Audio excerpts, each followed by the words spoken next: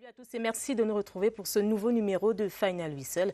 Au sommaire de cette édition, le championnat national Elite One a franchi sa 10e borne ce week-end.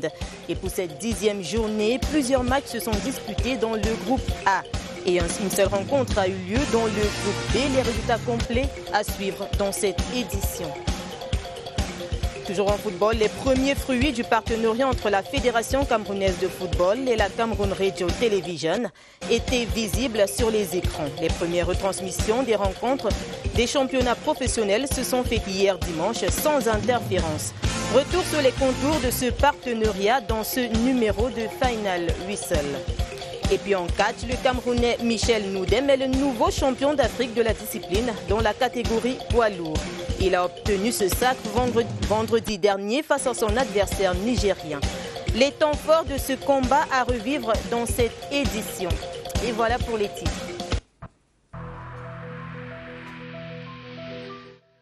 Je vous exhorte de nouveau à porter vos masques, à vous laver régulièrement les mains et à faire appel à un médecin ou à tout autre personnel de santé au cas où des symptômes apparaissent.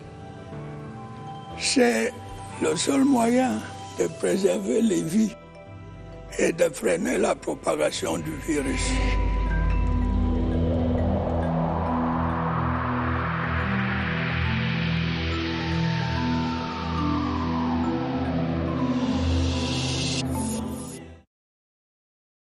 Merci une fois de plus si vous nous rejoignez sur CRTV News. Et c'est la fin de la série d'invisibilité pour l'AS Fortuna qui a perdu son premier match de la saison face à Fovu de Baham.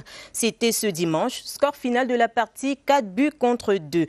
Le club de la Grotte Sacrée rejoint ainsi Fortuna au sommet du classement dans le groupe A à l'issue de cette 10e journée. Robert Badjek était au stade Amadou Ahidjo. Voici son compte rendu. Mauvaise fortune pour AS Fortuna qui vient d'être défait pour la première fois de la saison par Fovu Club de Baham, qui mieux que son poursuivant immédiat au classement avant le début du match pouvait réaliser pareille prouesse. Le club du Rocher Sacré est parfaitement entré dans le match. Par un pressing haut, mais aussi de par la vivacité de ses attaquants, Fovu a rapidement pris l'ascendant dans la rencontre. Conséquence, sur ce corner à la 11e minute, Gabin Dombou profite d'une sortie hasardeuse du gardien pour offrir la marque. La domination des visiteurs se poursuit et à la 22e minute, Victor Mengue conclut parfaitement une contre-attaque d'une frappe extérieure pied droit imparable. Blessés dans leur honneur, les hommes de Prosper Ndedi réduisent la marque à la demi-heure de jeu sur ce missile tiré à l'entrée de la surface de Fovu. 2-1 à la pause, puis 3-1 dès la première minute de la seconde période après une faute de main du portier Minko, pas très en réussite aujourd'hui. Le jeu devient plus musclé, Fortuna réussit à réduire la marque à la 58e, et croit alors à l'égalisation. Mais non, Junior Vincent Chamba douche les espoirs des locaux à la 77e minute. La défaite était décidément écrite pour Fortuna qui manque même un pénalty à la 90e minute. 4-2 score final, le signe indien est brisé.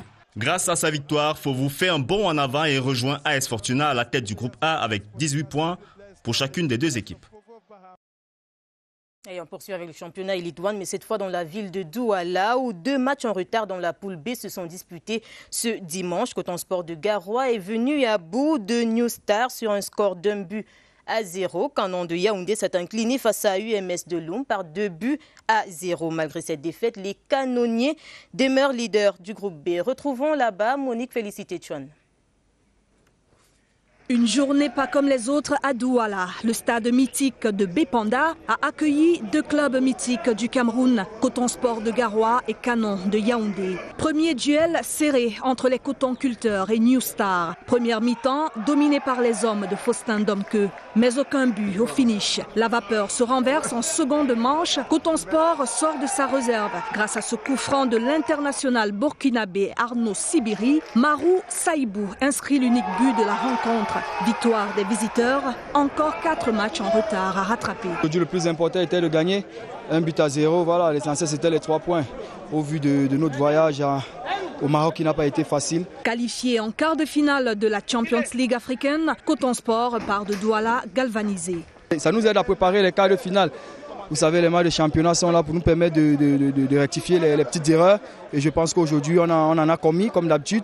Et le coach va certainement nous dire ce qui s'est passé. Second match, UMS Canon de Yaoundé. Le club de Loum va trouver le chemin des filets en toute dernière minute. D'abord avec Como à Tangana, puis Eugène et Somba. Nous sommes contents parce qu'on a pris 3 points. Et l'ambition, c'est de finir pour mieux cette phase, parce qu'on a encore 2 matchs en retard. Canon de Yaoundé est vaincu mais conserve la tête du classement provisoire dans le groupe B de cette 10e journée avec 16 points, suivi de la Panthère 13 points et APGS Donfou 12 points.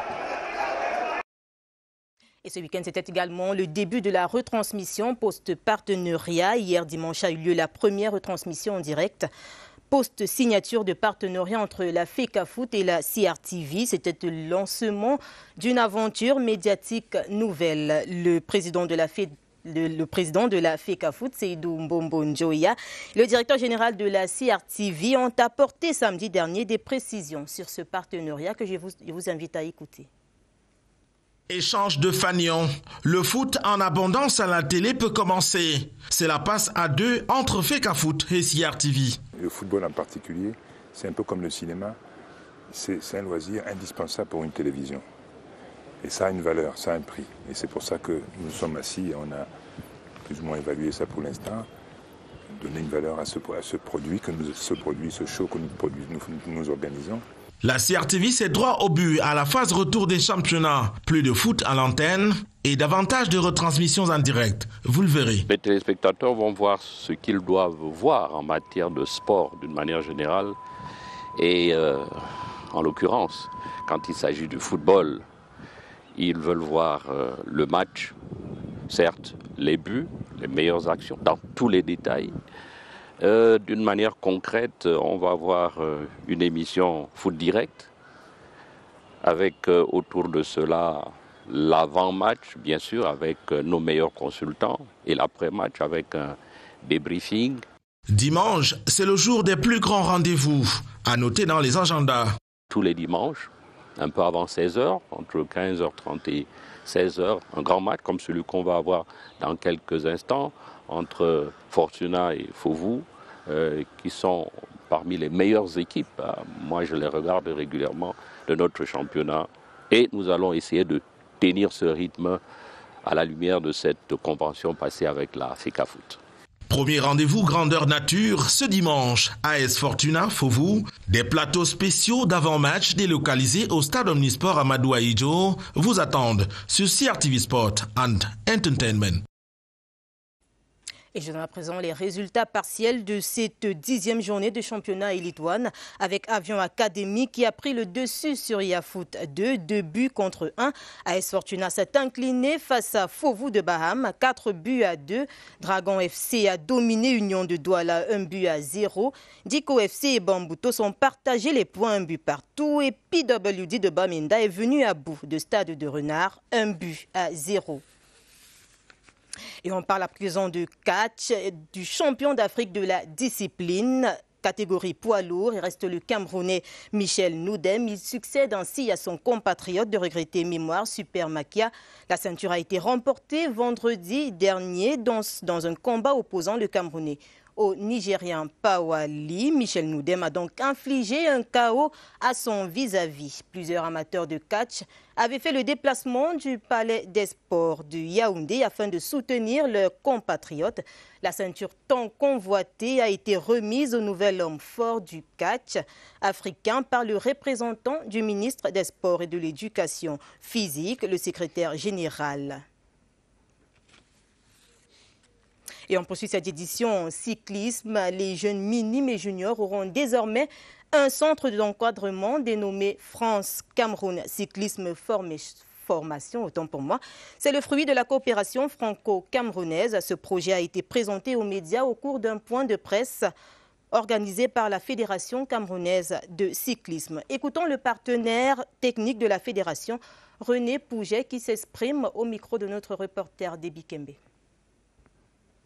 Quel est l'objectif? Le président l'a énuméré aussi, c'est essayer de développer le maximum le cyclisme au Cameroun, de détecter le maximum de jeunes coureurs et de les amener au plus haut niveau Pourquoi je me motive à développer ce projet? C'est que ça fait maintenant plus de 10 ans que je viens au Cameroun et je suis toujours très bien accueilli, j'ai un grand plaisir à y revenir et je souhaitais apporter un peu mon expérience à ce niveau-là pour encourager les coureurs et puis la fédération par cette occasion.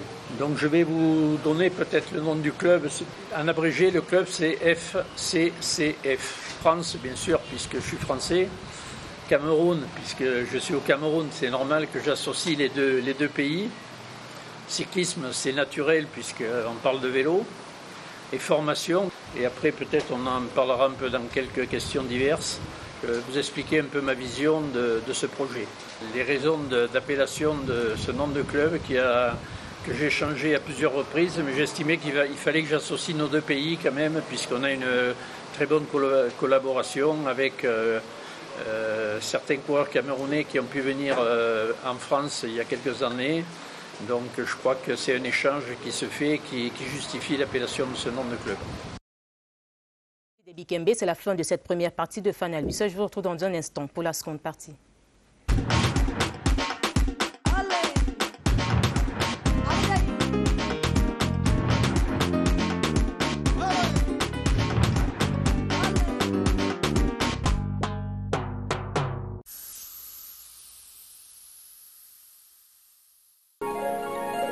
CRTV News, ici, toute l'info.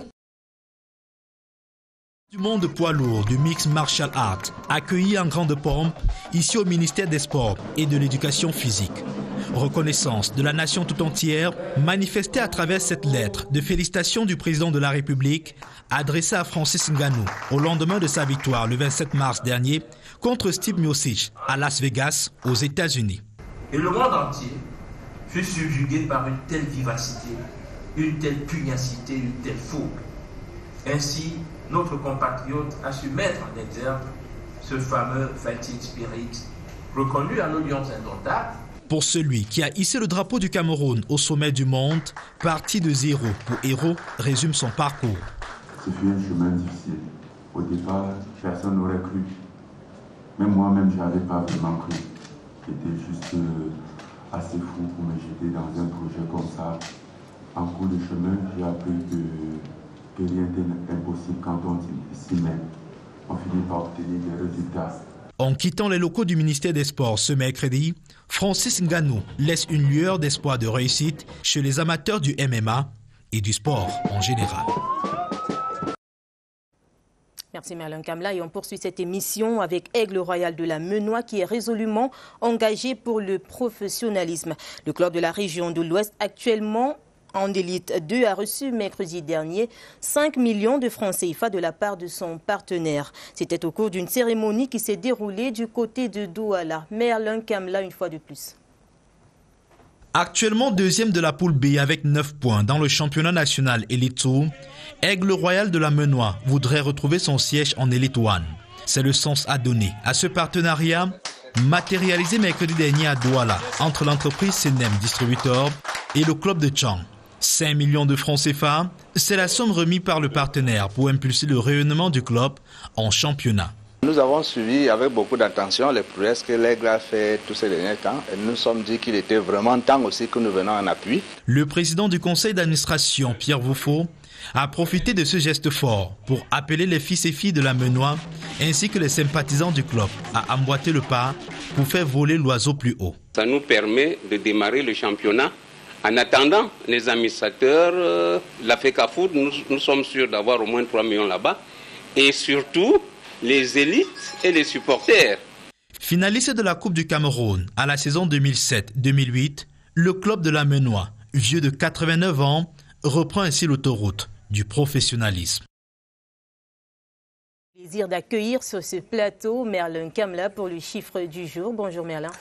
Bonjour Martin Banet, bonjour à nos nombreux téléspectateurs. C'est un plaisir d'être là. Bon début de semaine. Le plaisir est partagé. Bon début de semaine à vous également. Vous avez le chiffre du jour. Ouais, le chiffre du jour ce matin, c'est le chiffre 9. Le 9 qui correspond? Le 9 qui correspond à Ignatius Ganago. J'espère que vous connaissez ce joueur. Eh bien, vous me demanderez certainement pourquoi on a choisi Ignatius Ganago ce matin. Eh bien, il a fait un bon palmarès. Est-ce qu'on peut avoir son parcours, Merlin Kamla? Alors, tout à fait. Ignatius Ganago, je l'ai dit, il est âgé de 22 ans. Il est né ici au Cameroun, à Douala plus précisément. Ignatius Ganago qui est parti par l'école de football de la société brassicole du Cameroun, la société anonyme. Eh bien, il faut noter qu'en 2017, Ignatius Ganago fait ses premiers pas en ce qui concerne le football professionnel. Il va s'installer du côté de la France et va signer avec l'OGC Nice. Il se fait remarquer dans ce match qui va avoir une large victoire face à Monaco, 4-0. Dans ce match disputé le 9 septembre 2017, Ignatius Ganago a fait une très belle prestation. Il remplace Mario Balotelli à la 74e minute de la rencontre, au cours de laquelle il marque son premier but pour le club, but qui lui permet de devenir le plus jeune buteur de la Ligue 1. Et là, nous sommes à la saison 2017-2018. Alors, ce qu'il faut dire, c'est qu'il s'engage avec le RC Lens. Nous sommes en 2020. C'était principalement le 10 juillet 2020. Ignatius Ganago qui signe un contrat avec le RC Lens en provenance de l'OGC Nice, c'est toujours en France, moyennant la somme de 6 millions d'euros pour un jeune joueur comme celui-ci qui n'avait pas encore fait un parcours élogieux. Il faut admirer 6 millions d'euros, ce qui fait de lui aussi un recrue le plus cher de l'histoire du RC Lens, avant d'être dépassé par le transfert record de Seko Fofana. Ganago joue son premier match sous les nouvelles couleurs dès le 23 août 2020, lors de la première journée de Ligue 1 opposant le RC Lens à son ancien club. Il inscrit son premier but et offre ainsi la victoire aux siens lors de la deuxième journée du championnat face au Paris Saint-Germain. On rappelle que c'est ce même Paris Saint-Germain avec lequel il a marqué cette fin de ce week-end précisément. Eh bien, ce qu'il faut dire avec Ignatius Ganago, c'est qu'il marque ainsi son deuxième but lors de la troisième journée contre Lorient, une victoire du RC Lens sur le score de 3-2.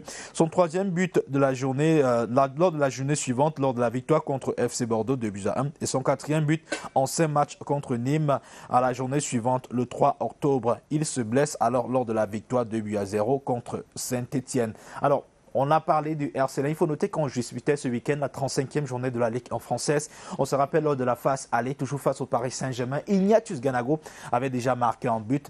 Et côté palmarès, lorsqu'on parle de ce joueur, si on revient un tant soit peu sur les 3 saisons passées avec l'OGC Nice, en 62 matchs, Ignatius Ganago avait marqué seulement 7 buts. C'était très peu. Bon, c'est vrai qu'il n'était pas aussi constamment titulaire.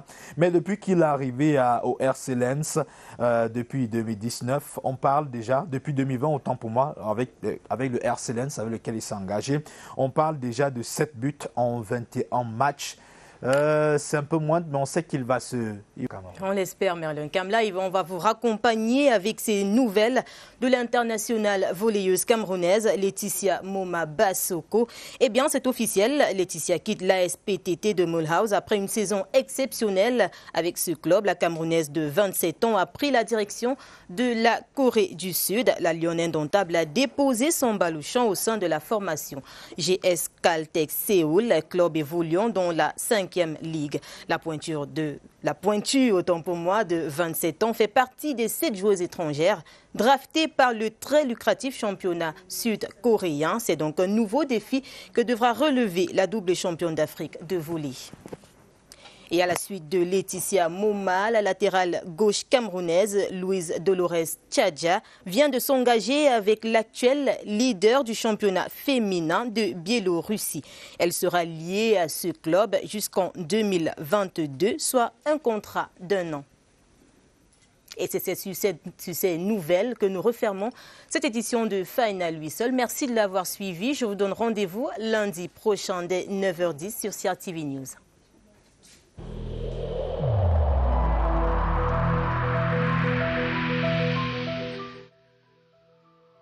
Malgré nos efforts, le Covid-19 a endeuillé de nombreuses familles et provoqué de graves difficultés dans le fonctionnement de notre économie et de la société.